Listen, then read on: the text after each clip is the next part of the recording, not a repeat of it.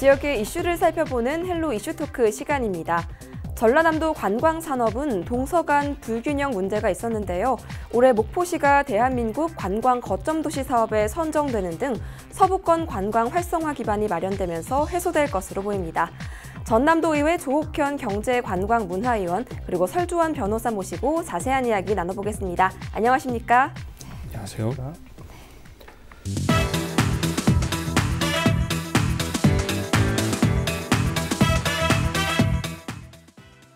네, 최근 코로나19가 확산되면서 경제에 큰 위기가 겪고 있습니다. 그런데 경제와 관광은 연계되어 있기 때문에 관광 분야에도 큰 타격을 주었을 거라고 보는데요. 현재 어떤 상황입니까? 네, 말씀하신 대로 코로나19를 우리 거의 이제 사태 수준이라고 얘기를 하지 않습니까? 지역 감염이 늘어나면서부터. 그래서 지역의 소상공인들을 비롯한 영세 자영업자들이 꽁꽁 얼어붙은 경제 때문에 지금 힘들어하는데 거기에 똑같이 지금 관광산업도 타격을 입을 수밖에 없는 지금 상황에 도래했습니다. 이제 전년도, 그러니까 전남의 어떤 관광객을 잠정으로 집계를 해본 것이 5,700만 명이 다녀갔다라는 이제 잠정 집계가 있는데, 전라남도에서는 2020년도에 6천만 관광객 유치를 목표로 모든 계획들을 실시하고 있었습니다. 그런데 지금 갑자기 코로나19 사태가 벌어지면서 많은 차질이 예상될 수밖에 없고요. 그리고 이제 특히 3, 4월은 봄철엔 다수의 어떤 지역 축제들이 집중적으로 몰려있는 그런 시기 아니겠습니까? 그래서 전체 축제의 25%에 해당하는 29개의 지역 축제가 지금 개최될 예정이었습니다. 그리고 특히 작년에 그 134만여 명 정도가 다녀간 어떤 광양의 매화축제라든가 아니면은 신안군의 애기동백축제 그리고 보성의 정월 대보름 행사 이런 것들이 전부 다 지금 코로나19 사태로 다 취소가 되어버린 이런 상태고요. 전라남도에서는 하지만 이제 공식적인 지역 축제는 취소하지만 관광객들이 오시는 것에 대해서는 차질 없이 관광객을 맞겠다라는 이제 그런 준비를 하고 있지만 이렇게 지역 감염이 우려가 되고 이제 전체적으로 공포 수준의 이런 문제가 생기기 때문에 아무래도 지금 현재 전남을 찾고 있는 관광객 숫자가 현저하게 줄어들어 버린 이런 상태고요. 그리고 이제 광주 전남에서 이렇게 감염 확진자가 나오면서부터 남도 한 바퀴라고 하는 8개 코스가 지난 2월 6일 잠정 중단이 됐습니다. 그리고 도립국악단이 토요 공연을 매주 했는데 이것도 지금 중단이 된 상태고요.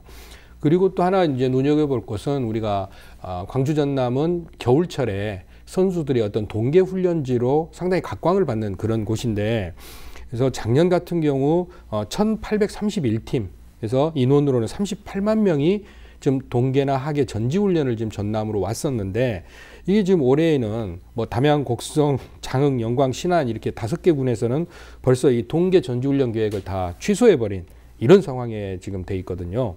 그리고 또 이제 중국 노선이 지금 전면 중단이 되면서부터 무안국제공항에서는 월 3,000명에 달하는 중국 관광객 유치에 지금 큰 차질이 예상이 되는 그런 상황입니다.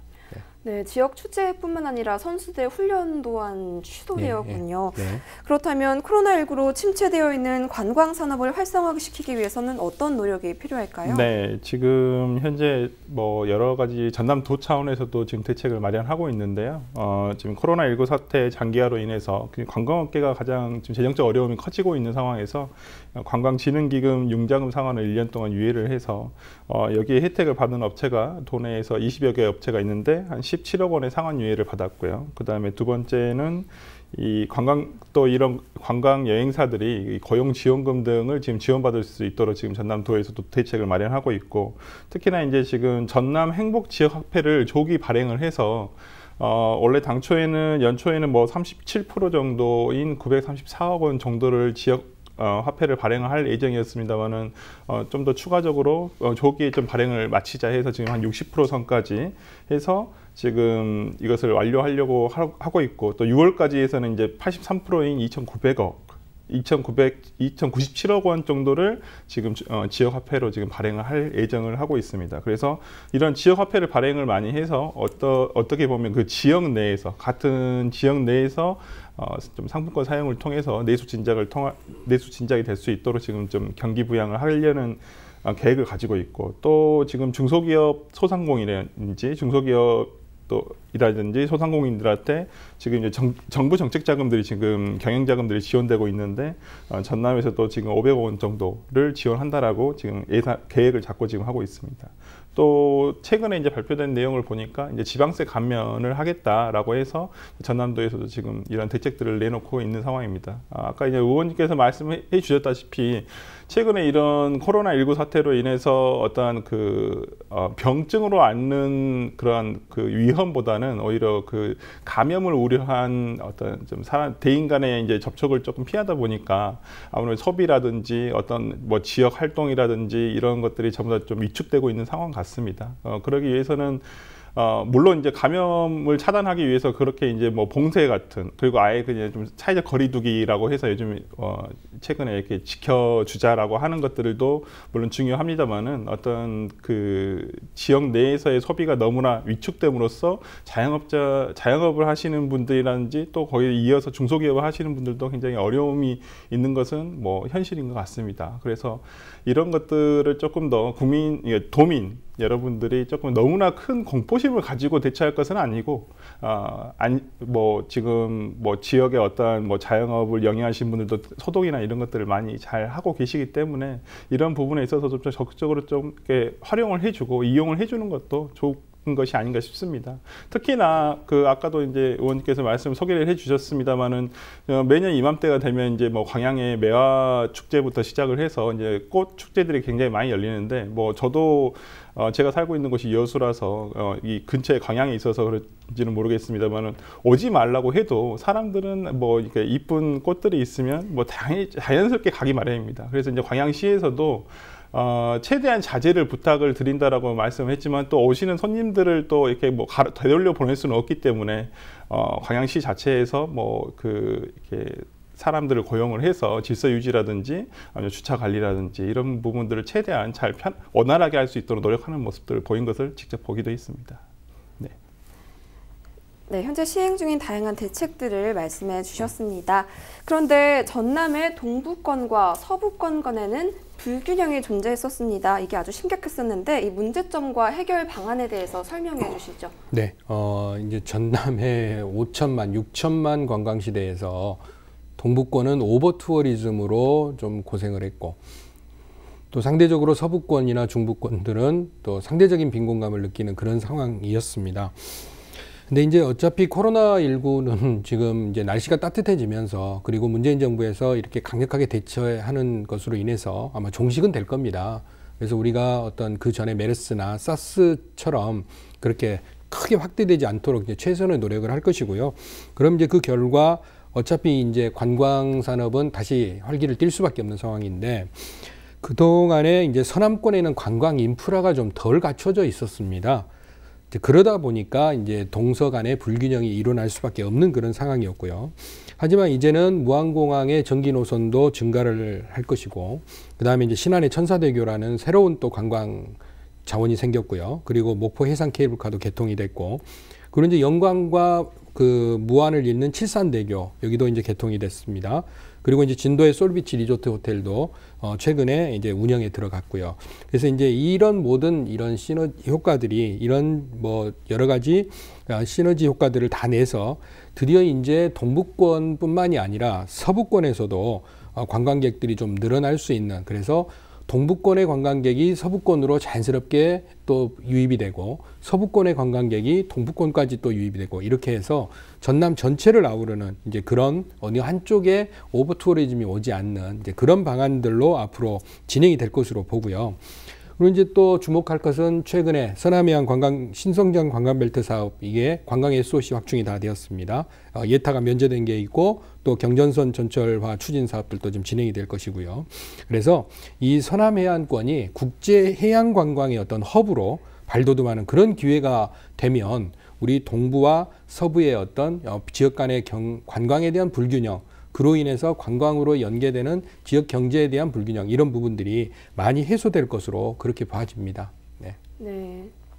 전남 서부권과 동부권의 불균형이 점차 해소될 것이라 네. 이렇게 전망해 주셨습니다. 네. 변호사님께서는 어떻게 생각하시나요? 네, 저는 이제 현재 전남 동부권에서 거주를 하고 있기 때문에 이 전남 동부권과 또 이렇게 해서 서부권을 왔다 갔다 하면서 좀 본의 아니게 비교를 할 수 있는 기회가 되었습니다. 그래서 전남 동부권 같은 경우에도 이제 특히 이제 여수, 순천을 대부분 이제 동북권 관광지로 들고 계시는데요. 이제 보면 여수 같은 경우는 엑스포 2012년도에 엑스포를 개최하고 순천 같은 경우는 국가정원 박람회를 유치를 하면서 좀 이렇게 어떤 계기가 돼서 이제 많이 발전을 한 것 같습니다.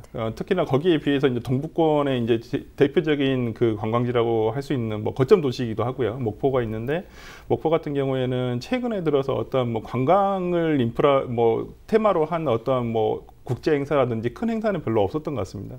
전남에서 이제 보자면 특히 이제 목포 같은 경우는 전통적인 뭐 도시였죠. 광주 다음에 목포가 가장 큰 도시였고 아주 전통이 있는 도시였습니다. 그렇지만은 그 오랜 기간 동안 있으면서 조금 관광적인 부분에서 그냥 뭐 유달산이라든지 뭐 기존에 있었던 뭐 자연 경관 외에는 별로 이렇게 발전이 없었던 것 같습니다. 그렇지만은 동북권 같은 경우에는 국제 행사를 많이 유치를 하고 또 정원 박람회라고 하는 정원을 또 가꾸면서 좀 이렇게 많은 사람들에게 많이 알려지게 되었고 또 그것들이 이제 전남도나 광주뿐만 아니라 수도권에 있는 분들 또 그리고 이제 좀 접근성이 아무래도 경상도 쪽에서 경상남도 쪽이나 대구 쪽에서도 상당히 그 가깝기 때문에 많이 오시게 된 것 같습니다. 근데 이제 가장 중요한 건 제가 동북권과 이 서북권을 왔다 갔다 하면서 이제 보게 되면서 가장 그 비교되는 점이 무엇일까 한번 찾아봤더니 사람들이 찾게 되는 이유가 있어요. 다 목포도 정말 섬이 아름다운 섬들이 많고 가볼 때 정말 많습니다. 그리고 이제 여수도 마찬가지고 순천도 마찬가지인데 결정적인 차이는 좀 인프라의 차이가 큰 것 같습니다. 관광의 인프라가 뭐 여러 가지 요소가 있겠습니다만은 특히나 이제 체류를 하면서 소비를 하는 것이 이제 관광지로서 어떤 경제 활동을 하고 좀 성장을 하는데 밑거름이 된다고 생각이 되는데 여수 같은 경우에는 제가 뭐 5년 사이만 해도 뭐 특급 호텔이 굉장히 많이 생겼고 리조트도 엄청 많이 생겼었죠. 그렇기 때문에 그런 숙박 시설만 보더라도 지금 뭐 객관적인 어떤 지표만 보더라도 뭐 서북권과 지금 동북권은 굉장히 큰 차이가 있을 것으로 보입니다. 이러한 면에서 좀 서북권에서도 어떤 테마를 어떠한 관광 상품을 개발하는 것도 중요합니다만은 그런 관광 상품을 개발함에 있어서 체류형 관광이 될 수 있도록 어떤 숙박 시설들이 좀 보완이 되고 좀 증가가 된다면 제가 봤을 때는 훨씬 더 지금보다는 관광객 증가를 이끌어내는데 더 큰 도움이 될 것 같습니다. 네, 불균형의 원인과 나아가야 할 방향에 대해서 말씀해 주셨는데요. 네네.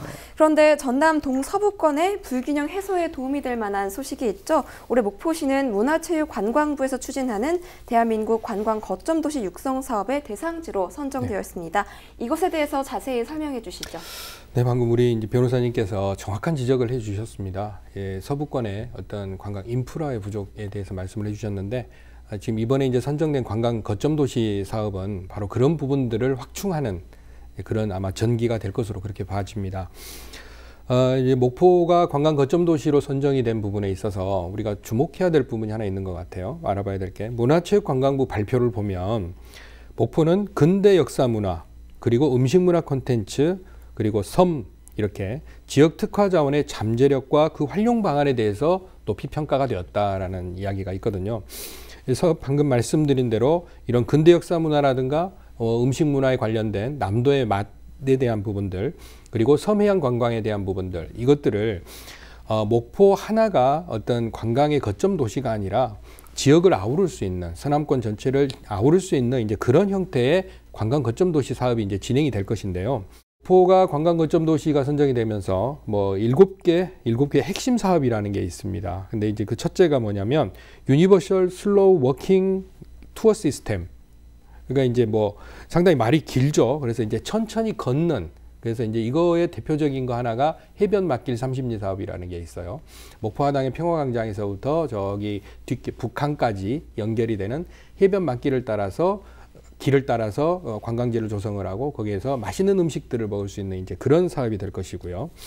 그리고 이제 두 번째로는 낭만항구 목포지 않습니까? 그래서 로맨틱 포트 목포 체류형 프로그램입니다. 아까 변호사님이 지적해 주셨던 바로 그런 부분인데 이거 이제 주민 주도형 체험 프로그램을 하겠다. 그리고 이게 바로 야간 관광을 활성화해서 체류형 관광지로 발돋움할 수 있는 이제 그런 형태의 계획을 저희가 세우고 있습니다.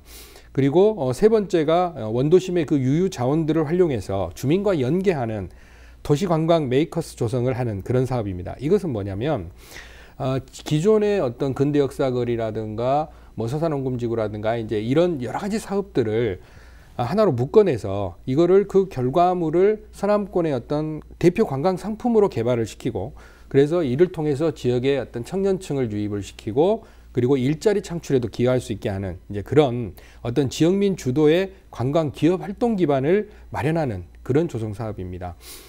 그리고 이제 주민 친화 테마형 마을 호텔이라고 하는 커뮤니티 호텔 조성하는 그런 사업도 핵심 사업에 들어 있고요. 그리고 이제 서남권 해양 문화 체험형 관광 상품을 개발하는 아일랜드 포트 투어라는 상품이 있습니다. 이건 뭐냐면 목포의 사막도에서 출발을 해서 고화도와 신안 섬들을 연결하는 어떤 연안 크루즈라든가 요트 체험을 하는 이제 그런 상품이고요. 그리고 또 하나는 서해안 그러면은 낙조가 유명하지 않습니까? 그죠? 목포 앞바다에서 목포대교를 뒷배경으로 놓고 그 뒤에 지는 섬 사이로 지는 해를 보신 적이 있나요? 아주 한편의 아름다운 장관이 되는데 이제 우리가 배를 타고 요트를 타고 이렇게 서해안에서 낙조를 볼 수 있는 이제 그런 체험을 하는 게 아일랜드 포트 투어라고 하는 것입니다. 그리고 이제 목포의 저쪽에 갓바위 쪽에 가면은 그 대단위로 집약이 돼 있는 어떤 그 박물관들이 있지 않습니까? 해양박물관을 비롯해서 자연사박물관, 도자박물관 뭐 이렇게 있는데 이건 이제 글로벌 목포 뮤지엄 아프를 구축하는 이제 그런 사업입니다. 이것은 갓바위 문화예술타운을 좀 더 관광 명소로 좀 발전시켜서 어떤 세계적인 문화예술 집약 어떤 그런 타운을 만들겠다는 그런 상품이고요. 그리고 이제 하당의 평화광장에 있는 춤추는 바다분수 여기도 많은 사업비가 이제 투입이 돼서 야간에 거기서 불꽃쇼도 하고 공연도 하고 하는 이제 그런 공간들을 만들어낼 계획입니다. 그래서 이렇게 7가지의 뭐 핵심 사업 그리고 뭐 전략 사업이 또 있고 그다음에 뭐 연계 사업이 있고 그렇습니다. 이 전략 사업과 연계 사업은 나중에 뭐 시간이 되면 또 제가 소개해드릴 기회가 있을지 모르겠지만 주 내용은 그렇습니다. 목포가 서남권의 관광 거점 도시로서의 역할을 하기 위해서는 인접 시군과 어떻게 우리가 유기적으로 할 수 있을까라는 그런 부분이에요. 그래서 이 목포만의 어떤 사업이 아니라 신안, 무안, 영암, 해남, 진도, 완도와 다 아우르는 그렇게 해서 그런 사업들을 총체적으로 다 진행을 하는 거 이것이 바로 관광 거점 사업입니다. 그렇다면 이 목포가 관광 거점 도시로 선정됨으로 인해서 목포시, 더 나아가서 전남 서부권에 기대되는 효과는 어떤 것들이 있을까요? 네, 방금 뭐 의원님께서도 많은 말씀해 주셨습니다. 뭐 5년간 이제 1,000억 정도가 이 사업비가 투자되는 이제 그 관광 특화 관광 분야에서 최대 규모 사업이 되는데요. 이것과 관련해서 뭐 목포시에서는 여러 가지 아까도 말씀해 주신 뭐 여러 가지 테마를 가지고 근대의 문화 역사 공간이라고 하는 또 마세 도시라고 하는 또 이런 것들을 테마를 가지고 지금 준비를 하고 계신 것 같습니다. 뭐 이러한 점들이 많이 투여가 될 것도 이런 것들로 인해서 뭐 관광 인프라도 더 확장될 것이고 뭐 그런 점에 있어서는 뭐 의문의 여지는 없을 거라 생각이 듭니다. 뭐 최근에 이제 특히나 이제 뭐 서부권에서 앞에와 신안을 잇는 이제 천사대교 생겼을 때만 해도 뭐 당시에 전남권 내에서도 많이 관광객들이 많이 갔었거든요. 뭐 저도 갔었습니다만은 그리고 최근에 생긴 해상 케이블카가 생길 때 또 많은 좀 유입이 되다가 최근에 이제 코로나 사태 때문에 지금 뭐 조금 끊긴 면은 없지 않습니다만은 이러한 것들을 가지고 있는 장점을 최대한 활용할 수 있도록 이러한 그 목포가 거점 도시가 됨으로써 조금 역할을 해야 되는 것은 아닌가라는 생각이 듭니다. 특히나 전남에서 이 거점 도시를 선정을 할 때 대한민국 관광 거점 도시 선정을 할 때 전남에서는 여수시하고 목포시가 두 시에서 같이 지원을 했었거든요. 그렇지만은 그 중앙정부에서 목포시에 왜 거점 도시를 선정을 해줬을까에 대한 한번 그 생각을 해보면 여수보다는 더 발전 가능성이라든지 어떤 또 우리가 가능성을 더 많이 본 것 같습니다. 여수나 순천 같은 경우는 지금 기존에 관광 인프라도 많이 갖춰져 있는 상태고 관광객도 굉장히 많은 상태죠. 뭐 여수 같은 경우에는 2018년도 기준으로 했을 때는 부산보다도 관광객이 더 많거든요. 1,500만이 넘어갔기 때문에. 그래서 그러한 부분들을 보고 목포시에 어찌 보면 더 무한한 가능성을 보고 어떤 관광 거점 도시로 선정이 됐다라고 보고 이러한 점들을 목포시가 조금 더 발전을 할 수 있도록 좀 노력하는 것도 필요하다고 봅니다. 네, 두 분 말씀 통해서 전남 서부권의 전체적인 관광 산업에 대해서 짚어봤습니다. 오늘 이야기는 여기서 마무리 짓도록 하겠습니다. 감사합니다. 네. 전라남도의 다양하고 체계적인 계획으로 많은 관광객을 유치해 전남 관광이 균형 있게 발전되길 바라겠습니다. 지금까지 헬로 이슈토크였습니다.